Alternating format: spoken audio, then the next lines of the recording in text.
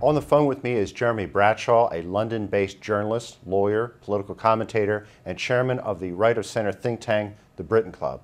Mr. Bradshaw, welcome. Hi, Fred.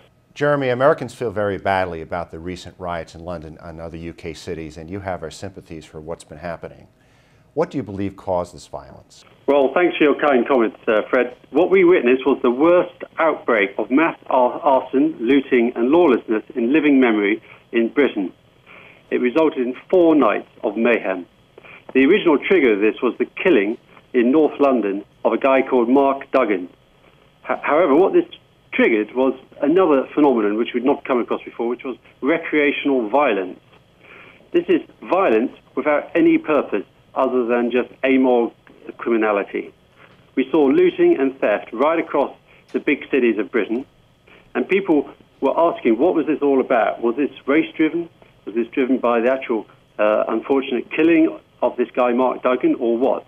And the answer people came to was, it had nothing to do with this. This was just opportunistic thieving on a mass scale. Well, I'd like to ask you, Jeremy, has the situation improved since Prime Minister Cameron increased the police presence, and are you concerned that the riots might re-erupt? Well, the situation improved pretty dramatically once the police managed to bring in reinforcements from neighbouring counties, and they managed to get 15,000 police on the streets of London and 1 or 2 other cities, and the crisis abated. But the questions are now being asked, what was this being triggered by, and how do we stop it happening again? A lot of people think it's because of the creation of a so-called underclass, where people feel they've got no stake in society. They feel that they're not going to have any hope in getting jobs or getting a decent education.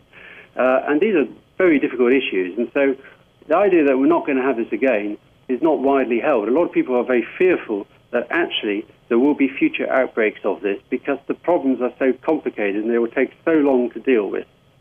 The UK takes a more low-key approach to law enforcement than the United States. British policemen are usually unarmed. Tough crowd control measures such as water cannons and rubber bullets are not used.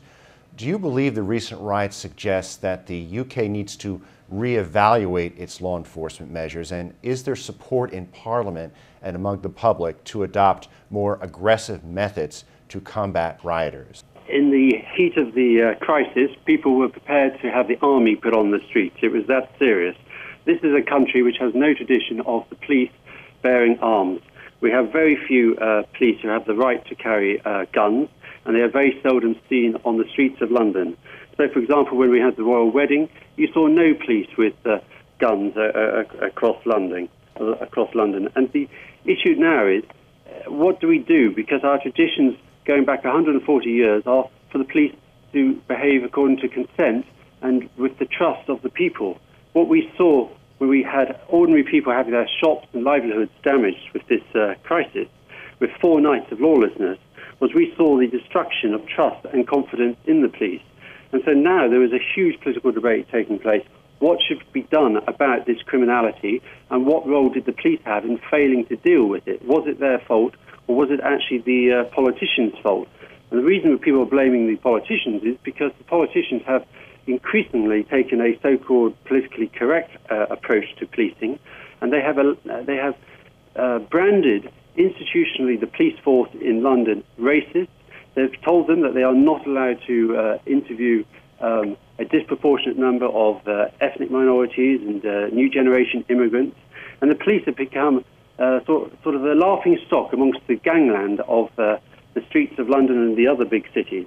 The police simply are not respected and they are not feared. And until they are, the British people are not convinced that they're going to be able to do their job properly. So it's a mixture of concern about the way the police operate and concern about the way that the police are hampered by the politicians.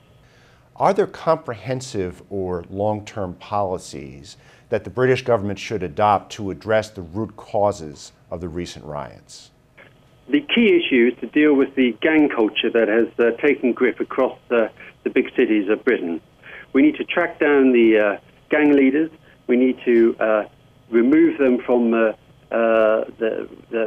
places where they operate, and we need to make an example of them by locking them up. And we need to re-establish some basic value systems in parts of town where there are no value systems. They used to say that the kids of Thatcher were, in these gang villages, taught to have no value systems. Well, the kids of Tony Blair, they've also come out of the school without any value systems at all. And people were wondering, what are we going to do to actually deal with this gang culture? And it's going to take several years of very hard work right across the different communities, working in conjunction with the local government and the national government to really deal with these very, very complicated issues. And one final question, how will the recent riots affect the political fortunes of Prime Minister Cameron? Will he be hurt for being indecisive or for using too much force?